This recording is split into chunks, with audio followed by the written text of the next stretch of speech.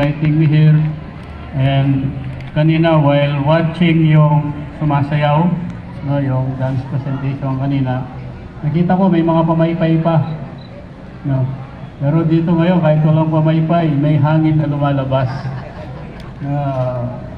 I just want to mention yung transition, no, from history, yung pinagdaanan natin at yung improvement. Dati yung camera malalaki, no? Ngayon puro cellphone lang nakikita natin. What I want to say is, while we are advancing sa ating technology, hindi natin dapat kalimutan kung saan tayo nanggaling. So kung saan nanggaling yung Datupyang, maganda at may ganitong araw na pag-alala sa pinanggalingan ng ating bayan. So nagpapasalamat ako na may mga ganito, baka kasi makalimutan na ng mga kabataan kung saan tayo galing. Kaya minsan masarap magbalik tanaw kung saan tayo nanggaling. Minsan yung mga sayaw na moderno na palitan natin ng mga makaluma. Makaluma siya kung tawagin, pero maraming ibig sabihin. So nagpapasalamat ako sa araw na ito na inano ng ating leadership ng Datupyang na malaman ng mga kabataan kung saan sila nanggaling, dahil ako ay nanggaling din dito 30 years ago. No. Sabi nga ni Mayor, na-assign ako dito when I was second lieutenant. So maganda na magkaroon ng ganito to see our improvement and to see where we are going. Maraming salamat. Thank you so much, General Cato. Okay, let's move on.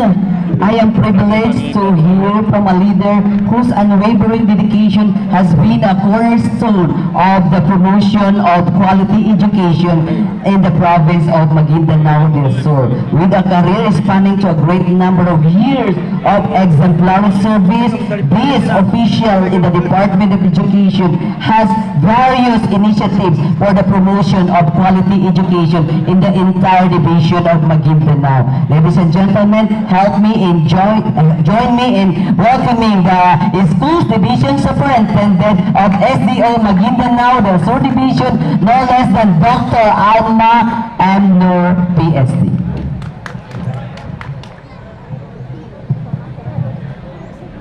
Auzubillahiminasyaitonirrajim. Bismillahirrahmanirrahim. My respect to our Honorable Governor, Dato Ali Midtimbang Alhads, Dato sa Talayan. Of course, our Honorable Mayor of Datupyang Municipality, Dato Victor Samamang, and his Vice Mayor, Honorable Dato Muhammad Omar Abdi Samamang. Sir General Cato and Sir Barkley, all other officials who are around, and distinct families.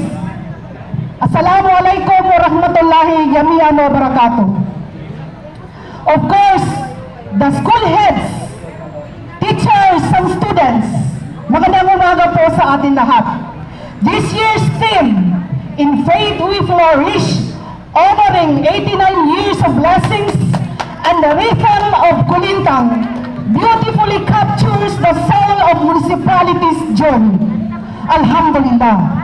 In Faith We Flourish reflects the community's steadfast belief in Allah, in unity, and in one another.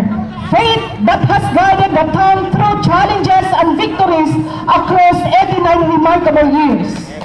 It reminds us that progress is not only measured in infrastructure or development, but in the strength of the people, the resilience of families, and the shared hope that keeps the community moving forward, inshallah.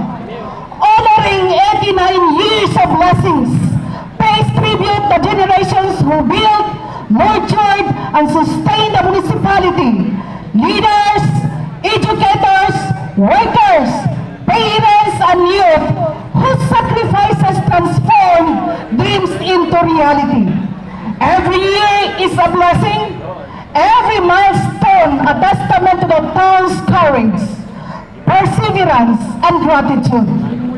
The rhythms of Kulintang symbolizes the community's vibrant cultural heritage. The kulintang, with its synchronized melodies, mirrors the way the people work together, each individual contributing a unique sound, yet performing one powerful, beautiful rhythm. It celebrates the richness of tradition, the strength of indigenous artistry, and the heartbeat of the local culture that continues to inspire pride among the people of Batupiang. Alhamdulillah. Together, the theme invites everyone to honor the past, celebrate the present, and move forward with the faith, gratitude, and cultural pride as the municipality enters its next chapter. As we celebrate this special day, we embrace this year's theme. Sana yung theme? In faith we flourish, honoring 89 years of blessings and the rhythms of Kulintang.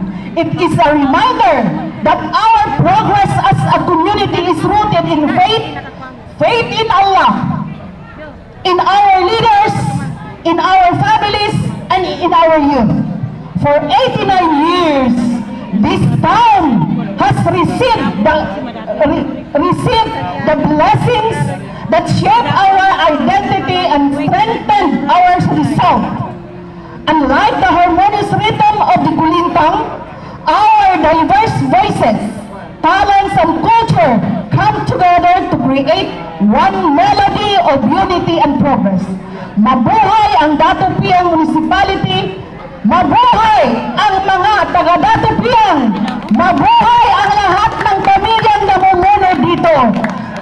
Happy 89th founding anniversary! Congratulations! Pagpalain Bangsamoro! Thank you so much. There you have it, no? The Schools Division Superintendent of Division of Maguindanao del Sur. Yan.